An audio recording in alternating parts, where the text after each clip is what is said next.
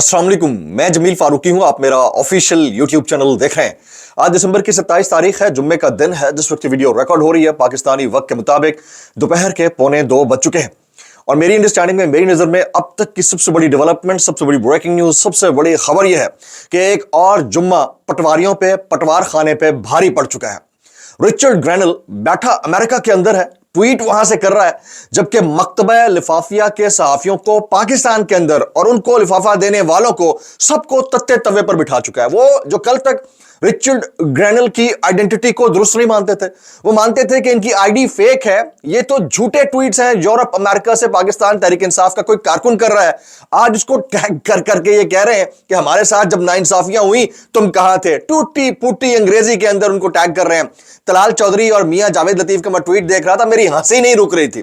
फिर उसके साथ साथ जो मकतबा लिफाफिया के सहाफी हैं, एक और साजिशी थ्योरी लेकर आ गए। वो क्या है, वो भी मैं आपके सामने रखता हूं।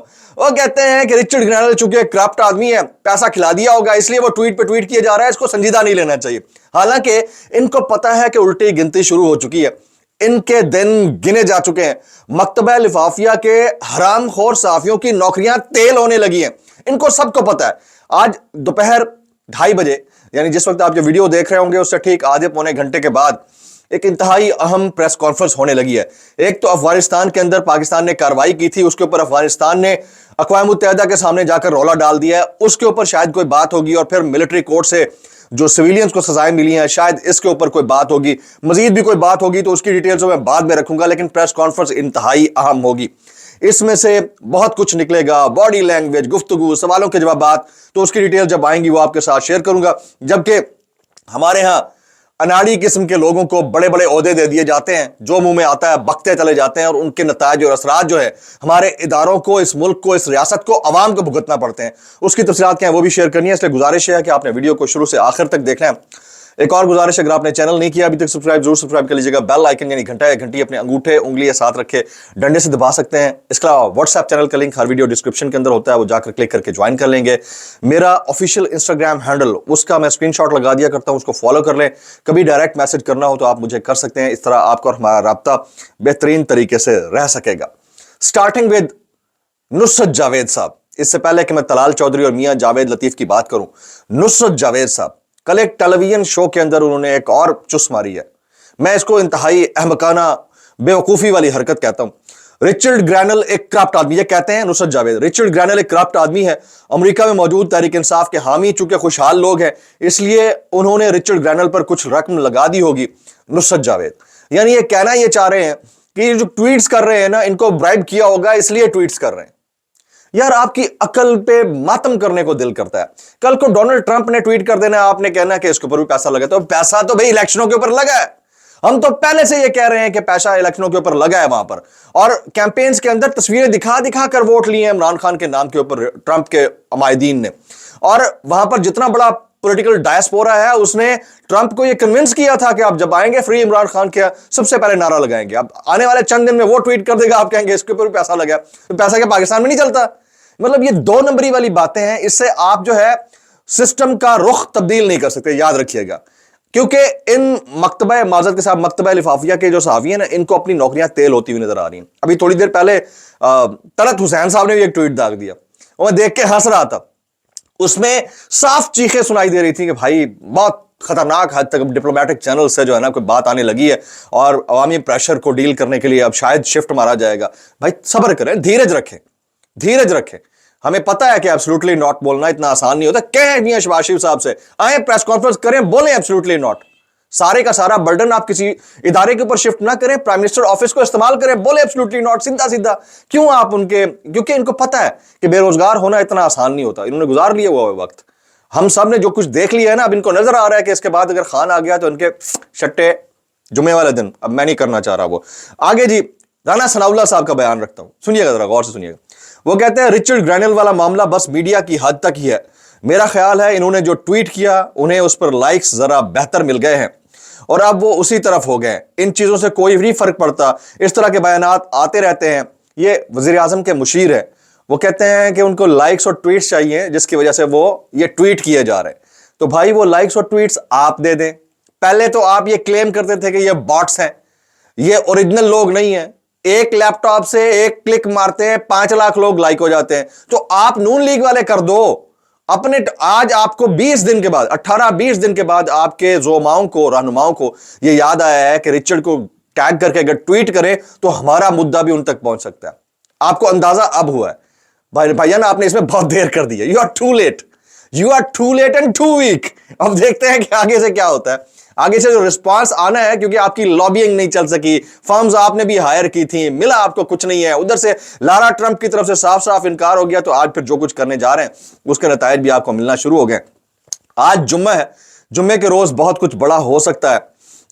آج جو کچھ ہوگا اس میں حکومت یا مقتدریہ وہ کھل کر جو ہے وہ اپنا جو پلان ہے یا اپنا مائنڈ ہے وہ پبلک کے سامنے رکھ دیں گی.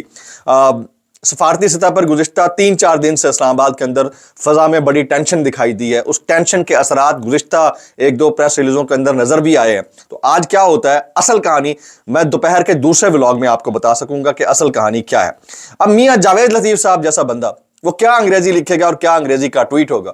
انہوں نے کہا کہ ہمیں جیل میں رکھا گیا, وہاں پر سختیاں ہم نے برداشت کی. رچرڈ گرینل تم اس وقت کہاں تھے, یہی طلال چودھری صاحب نے.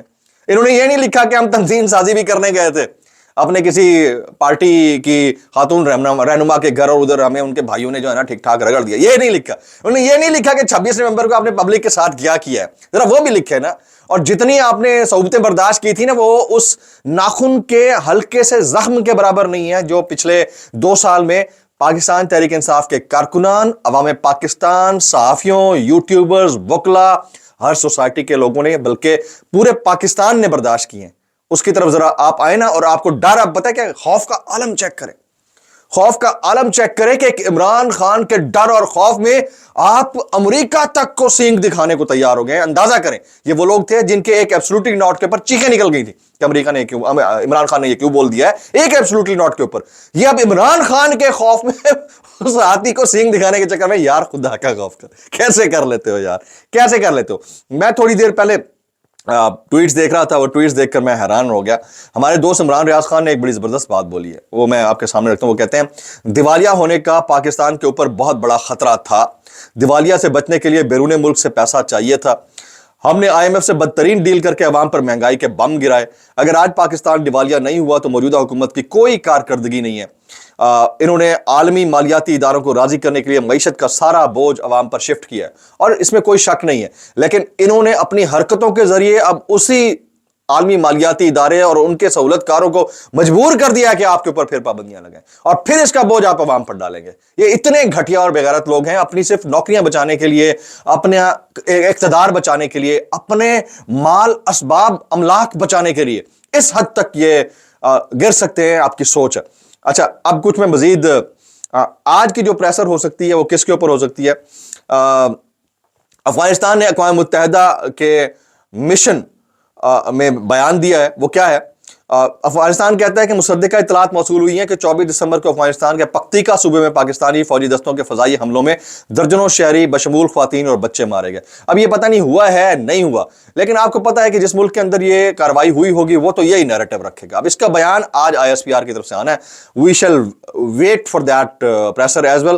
حامد میر صاحب کہتے ہیں اگر 26 نومبر کو 26 نومبر کو اسلام آباد میں کوئی قتل عام نہیں ہوا تو پھر مطیع اللہ جان کو گرفتار کر کے ان کا جھوٹا مقدمہ کیوں کھڑا کیا گیا ان کے اوپر.